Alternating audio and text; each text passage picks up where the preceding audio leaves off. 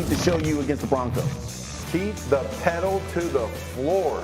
Roll over this team. I'm talking they have to be consistently across all three phases beating the Broncos.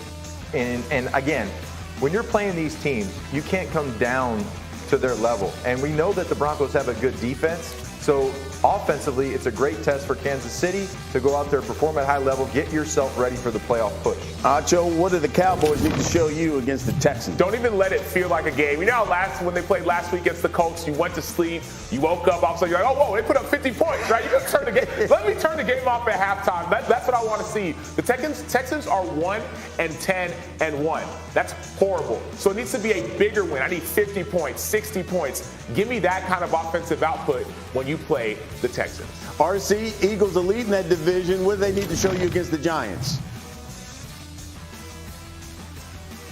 When you're the top dog, it's about self-awareness. Understand where your bread is buttered. That's with Jalen Hurts making great decisions, pushing the ball on the outside and being able to run the football. And defensively, continue to work to stop the run better as you did against the Tennessee Titans and play great in the deep part of the middle of the field. If they do that, they'll continue to run through the NFC and be the team leading this charge going into the playoffs. Okay, so based off of that, do we consider this a must-win for the Eagles, considering, the Cowboys are coming, and they got the Texans? No, there's no must-win for the Eagles. Eagles are leading the NFC. Is Greeny there?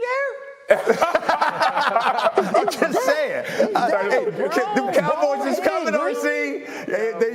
They coming. I'm just spitting them facts. It should be a layup for the Cowboys. Greeny was sick. Greeny has seen the light. I'm trying to take him away from his Jet fandom to the Cowboy fandom. Yeah, this is the Eagles are the best team in football right now. Right? The best record. They're 2 games up on the Cowboys. It's not a must-win. They have an easy schedule coming up. They play the Giants twice, got the Saints in there. There's no stress for the Eagles. Now, of course, you want to continue to win, but you have such a cushion. Even if you end up losing to the Cowboys down the line, you'll be able to build up that winning margin not only this week, but in weeks to come. So, no, it's not a must-win game for the Philadelphia Eagles.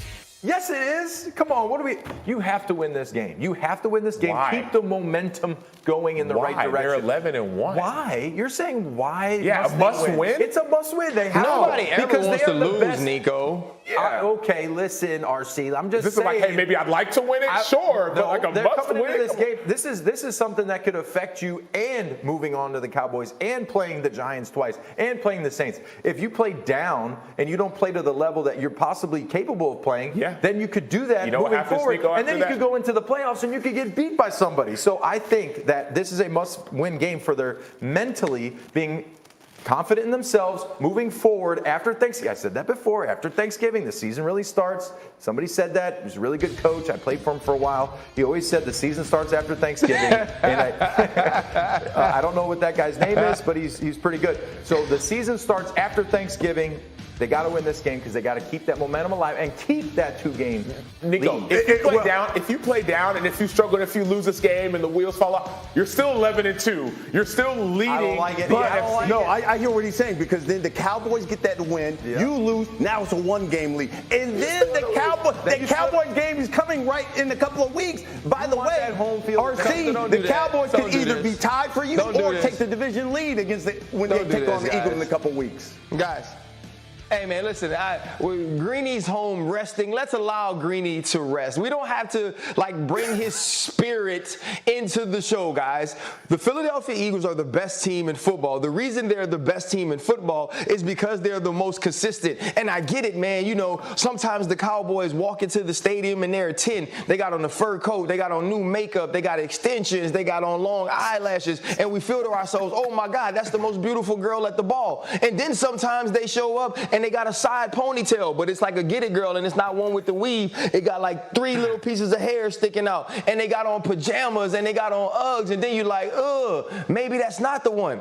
The Philadelphia Eagles show up every week with their A game. They have a quarterback that's playing the best football in the entire league. He's up there with the Mahomes, with the Tua Tagovailoas. He's that type of player, and defensively, they understand how to get pressure, which we saw last week against Tennessee, and they're shoring up the run game. The Philadelphia Philadelphia Eagles need to focus on them, not the Dallas Cowboys. The Dallas Cowboys are the team with the eyes looking up. The Philadelphia Eagles don't have to look down. Well, I listen. It looks like RC, but God, he sounds an awful lot like Stephen A. My goodness with that analogy. I like the analogy though. I'm just saying. Hey, if you get caught in the rain and then the stuff starts running, and the lashes come off, and then the extension comes out. Give me those game picks. Who you got? Who you got in this game? Eagles, Philly. Giants. I'm going to Philly. You're going Philly. Everybody's going Philly. Yeah, you have to. I mean, I was looking at this game last night, saying, okay, what's the strategy for the Giants to try and find a way to win this game? And it's like they don't really have a chance. I mean, you just look at it. Okay, the Eagles' run defense is now back, and so if you get into a third, Sue is there. Jordan Davis is. I mean, he's had some injuries, but he came back. If you get to a game where you're in 3rd and long or anything past 3rd and 4, they had 5, 6, 7 sacks last week. Like, this pass rush is great. Where are you going to attack? The outside corners, you can't attack them on the outside. Maybe Daniel Jones run game. I mean, that's the only option. Maybe you try and attack the middle of the field. So there's not really a method or a path for the Giants to win this game. All right, let's talk about something. He was sacked 2 times against the Chargers. I think he's going to be sacked less.